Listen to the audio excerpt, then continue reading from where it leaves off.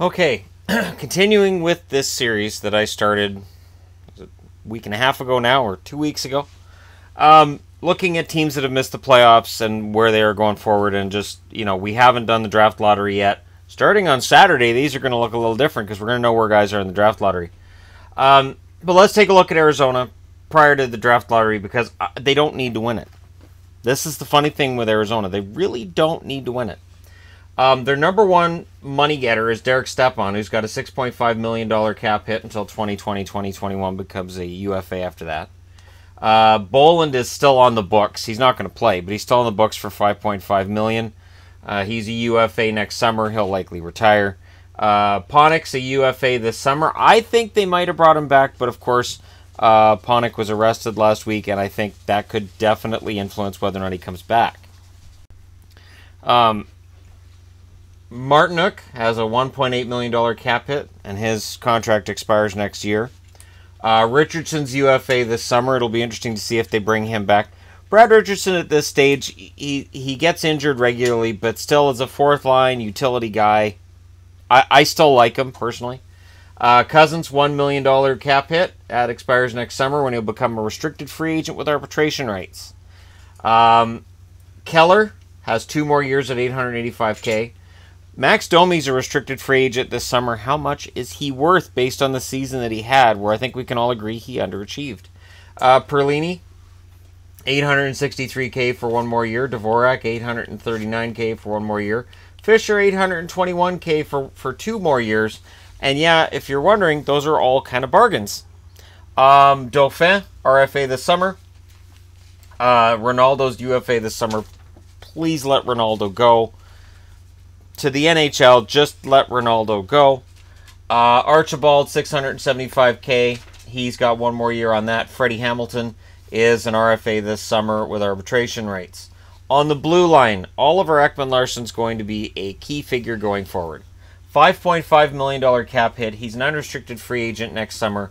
It'll be very tempting for the Arizona Coyotes to move him. But it's also tempting to re-up him, give him a little bit of a raise, and have him be the linchpin on a blue line going forward, hopefully coming out of a rebuild. Goligoski, $5.475 million. He's got 3 more years left till he's UFA.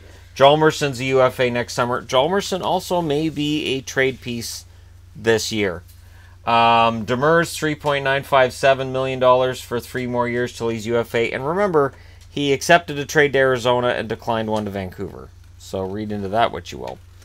UFA this summer, that's Luke Schenn, and that's Kevin Connauton. Connauton, I think, could come back. Schenn, I don't know. I don't know if Luke Schenn is going to stay in the NHL or if he's going to be on his way out.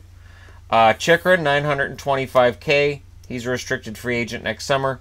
Of course, this is an interesting picture because there's 7 defensemen here, and here's Joseph, their number 1 draft pick of last summer. Will they give him a chance to stick in the fall this year, or are they going to go with one of their farmhands from below?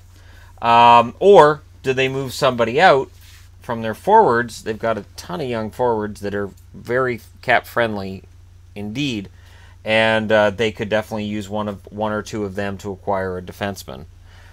In net, Ronta looked fantastic the second half of the year, $4.25 million for 3 years. Darcy Kemper, $1.85 million for 2 years. So that's your battery for the Arizona Coyotes. Interesting prospects. Krause spent the whole season in the minors, and his numbers, I've never been hugely sold on him, and I could see him being potentially a trade piece, depending if they could get any return back on him. Dylan Strome, of course, right now shows in the minors because he's playing in the American League, but he will be a main feature of this forward group starting in the fall. People have asked me, and I get this question a lot, is Dylan Strome a flop? Is he a bust? We are way too quick to use that term because we all know of guys like Dag and Stefan in this. We are way too quick these days to use that term. And no, I don't see Strome that way because it's not long enough. Nick Merkley's an interesting name because Merkley, 39 points in 38 games in the American Hockey League this year. And you know what? He may very well push for a job, and maybe they can move a young forward or two to help on that blue line. And in goal, Adin Hill. Adin Hill played relatively well when he was called upon this year, and he may push for a backup job, and maybe Kemper's stay in Arizona won't be longer than 6 months. Kemper could definitely find himself on the move again if Adin Hill comes into camp and wins that job. And it's not an insult to Kemper to say that. It's just, I think Hill's a pretty solid goaltender. He just didn't have the team in front of him in the first half of the year that was playing in the second half, or was it just Ronta was that darn good? I mean, hey, I've been so Ronta-centric lately that I mentioned him as being the goalie for Nashville when I was talking about Pekka Rinne. So, Ronta's on the brain. This is an interesting group because $80 million in cap. If that's the cap for next year, they currently have $30 million in space.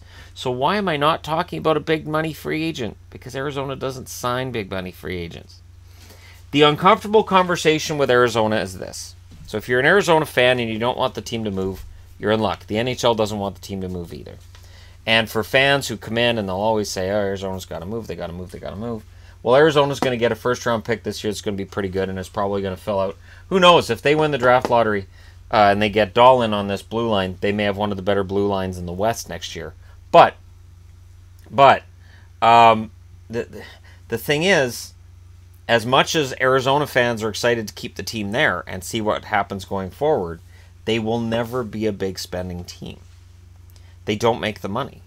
So because Arizona is a team that has problems with attendance, and they're always one of the lower budget teams, you're never really going to be able to have that star power. You're not going to be able to have a Sidney Crosby, a Connor McDavid. Even if they drafted them, they wouldn't be able to afford to keep them, is the problem. So Arizona's kind of stuck in this spot where they are a small market team that, yes, the salary cap means that the Arizona Coyotes have to reach a certain amount, but they'll never be a cap team. And very often you'll see like a Bolin situation where, yeah, they're paying him, but he's on the LTIR, and there's insurance, and there's other things, and they'll take a Pronger contract or a Datsuk contract. They'll take dead contracts because it's dead money, and it gets them up to the cap floor. As long as this is the case for Arizona, it is tough to project them becoming a contender and winning.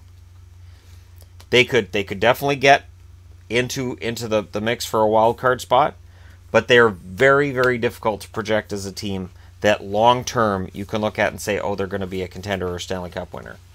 You're a year out with Perlini, Dvorak, Cousins, Martinook,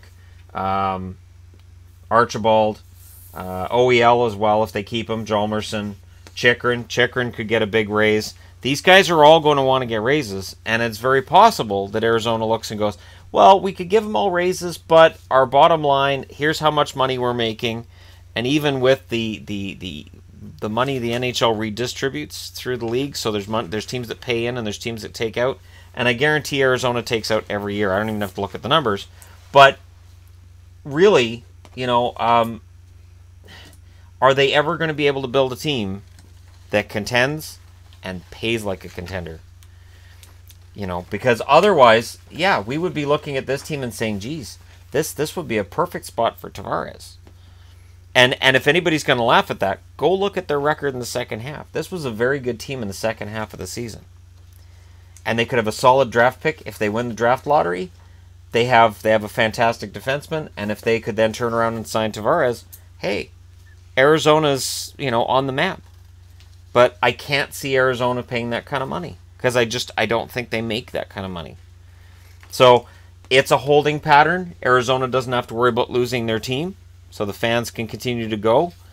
And for fans who want to see the team moved, they can turn and they can point at the budget of the team and the fact that the team doesn't pay big money and say the team's not competitive, it should be moved.